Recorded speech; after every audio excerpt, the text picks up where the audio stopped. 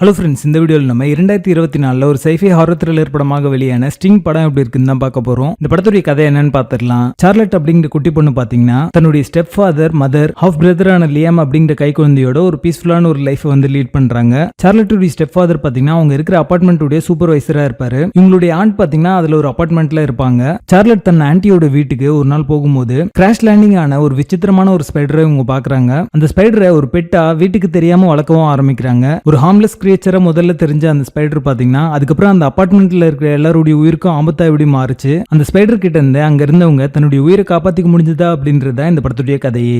இந்த படத்துடைய positives and negatives சேர்த்தே பார்த்துடலாம். சார்லட் ரோல்ல நடிச்ச அலைலா பிரவுன் பாத்தீங்கன்னா இந்த படத்துடைய ஸ்டார் ஆஃப் தி ஷோ அப்படின்னே சொல்லலாம். சார்லட் அப்படிங்கிற கேரக்டர் பாத்தீங்கன்னா உங்களுக்கு ரொம்ப நல்லாவே ஆப்டா சூட் ஆகுது. அதே மாதிரி பெர்ஃபார்மன்ஸ் வைஸும் அவங்களுக்கு கொடுக்கப்பட்ட கதாபாத்திரத்துக்கு ஜஸ்டிஸ் பண்ணிருக்காங்க அப்படின்னே சொல்லலாம். இந்த படத்துல இருக்கிற இன்ட்ரெஸ்டிங்கான பார்ட் எல்லாமே பாத்தீங்கன்னா சார்லட் வர அந்த சீக்வன்சஸா தான் இருக்கும். அந்த கிரீச்சருடைய ஸ்ட்ரென்த், வீக்னஸ், குணாதிசயம் எல்லாமே பாத்தீங்கன்னா சார்லட் அப்படிங்கிற கேரக்டர் அது கூட டைம் ஸ்பெண்ட் பண்ணி கத்துக்கிற மாதிரி காமிச்சிருப்பாங்க. அந்த சீக்வன்ஸ் எல்லாமே பார்க்கிறதுக்கு இன்ட்ரெஸ்டிங்கா இருக்கும். கிரீச்சருக்கான விஎஃப்எக்ஸ் ஒர்க் ரொம்ப நல்லாவே பண்ணிருக்காங்க. கிரீச்சர் அட்டாக் சீக்வன்சஸ் எல்லாமே பாத்தீங்கன்னா பார்க்கிறதுக்கு இன்ட்ரெஸ்டிங்கா இருக்கும். ஸ்பைடர் பத்தின சில இன்ட்ரெஸ்டிங்கான ஃபேக்ட்ஸ் இந்த படத்துல சொல்லியிருந்தாங்க அப்படின்னே சொல்லலாம். படத்துல இறுதியில ஸ்பைடர் அட்டாக் பண்றதுக்காக இவங்க ஒரு வெப்பன் மாதிரி கிரியேட் பண்ணுவாங்க. அதை பார்க்கும்போது வந்து என்னப்பா சின்ன பிள்ளைத்தனமா இருக்கு அப்படின்ற மாதிரியான ஒரு தாட் வரதா செய்து. சினிமாட்டோகிராஃபி, சவுண்ட் எஃபெக்ட்ஸ் எல்லாமே டாப் நாச்சா இருக்கும். கிரீச்சர் கிரால் பண்ணி வர அந்த சீக்வன்ஸ் எல்லாத்துலயும் அந்த சவுண்ட் எஃபெக்ட்ஸ் ரொம்ப நல்லாவே இருக்கும் பார்க்கிறதுக்கு. இந்த படத்துக்கு தேவையான சைஃபை என்விரான்மெண்ட் ரொம்ப நல்லாவே கொடுத்திருந்தாங்க அப்படின்னே சொல்லலாம். கேமரா ஒர்க் பொறுத்த வரைக்கும் ஒரு அபார்ட்மெண்ட் இருந்து இன்னொரு அபார்ட்மெண்ட்டுக்கும் ஒரு அபார்ட்மெண்ட்குள்ள இருக்கிற ரூம்ஸ்குள்ள எப்படி வந்து அந்த கேமரா டிராவல் ஆகுது அப்படின்றத ரொம்ப நல்லாவே கேப்சர் பண்ணிருப்பாங்க. அது பார்க்கிறதுக்கு இன்ட்ரெஸ்டிங்கா இருக்கும். ப்ரொடக்ஷன் வேல்யூ இந்த படத்துக்கு டீசென்ட்டாவே கொடுத்திருக்காங்க.